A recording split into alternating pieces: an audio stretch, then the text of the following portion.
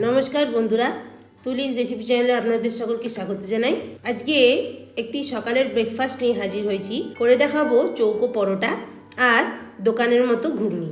খুবই ইজি আর tasty recipe.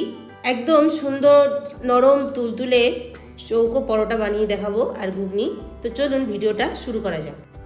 ঘুগনি বানানোর জন্য রাত্রে শোয়ার আগে মটরটা জল দিয়ে ভিজিয়ে রাখতে হবে, আর পরের দিন সকালবেলায় মটর আর আলু নুন দিয়ে প্রেসার কুকারে পরিমাণ মতো জল দিয়ে মিডিয়াম ফ্লেমে 4 থেকে 5টা সিটি দিয়ে ঠান্ডা হতে রেখে দিতে হবে।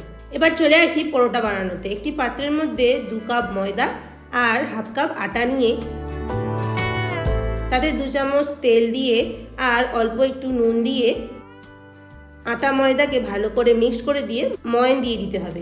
যখন ময়দার পরোটা বানাবেন তাতে অল্প একটু আটা দিয়ে দিলে পরোটাটা খুবই নরম হয় আর অনেকক্ষণ সফটও থাকে। খুব ভালো করে ডলে ডলে তেলের সাথে আটা ময়দাকে মিক্স করে দিতে হবে যাতে হাতের মধ্যে জমাট বেঁধে যায়। এরপরে ময়ন দেওয়া হয়ে গেলে অল্প অল্প করে জল দিয়ে একটা সফট ডো আমরা রেডি করে নেব।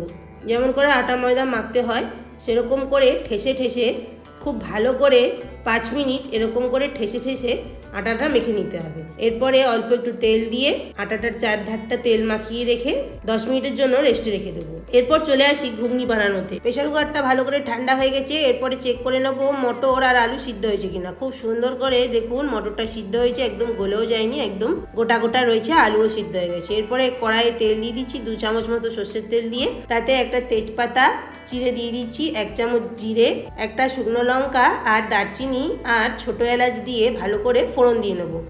এরপরে ফোড়নটা রেডি হয়ে গেলে একটা মশলার পেস্ট বানিয়ে নেব। পেঁয়াজ, আদা, কাঁচা লঙ্কা, রসুন, টমেটো আর হাফ চামচ জিরে গুঁড়ো, 1 চামচ ধনে গুঁড়ো দিয়ে একটা ফাইন পেস্ট বানিয়ে নিচ্ছি। সেটা তেলের মধ্যে দিয়ে ভালো করে কষিয়ে নেব। পরে পরিমাণ মতো নুন, পরিমাণ মতো হলুদ আর হাফ চামচ কাশ্মীরি লঙ্কার গুঁড়ো দিয়ে দিচ্ছি আর একটা ম্যাগি মশলাকে কেটে দিয়ে দিচ্ছি। এগুলো মশলার সাথে ভালো করে মিশিয়ে নিয়ে কষতে থাকবো।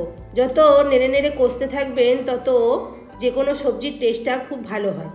এরকম নাড়তে থাকতে হবে ক্রমাগত।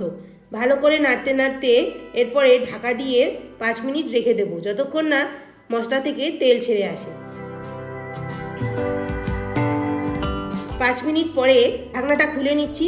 দেখুন কত সুন্দর মশলা থেকে তেল সেপারেট হয়ে গেছে, মানে মশলাটা কষানো হয়ে গেছে।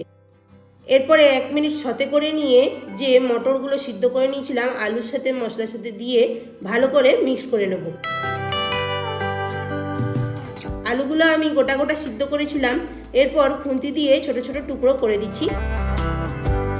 আপনারা চাইলে আলুকে আগে ছোট ছোট টুকরো করেও মটরের সাথে সিদ্ধ করতে পারেন। 1 মিনিট মতো মশলার সাথে ভালো করে কষিয়ে নেওয়ার পরে 1 কাপ জল দিয়ে দিচ্ছি আর ঢাকনা চাপা দিয়ে দিচ্ছি। এরপরে 10 মিনিট মিডিয়াম ফ্লেমে ঘুগনিটা ফুটে ওঠার পরে ঢাকনাটা খুলে নিচ্ছি। দেখে নেব ঘুগনিটা রেডি হয়েছে কিনা।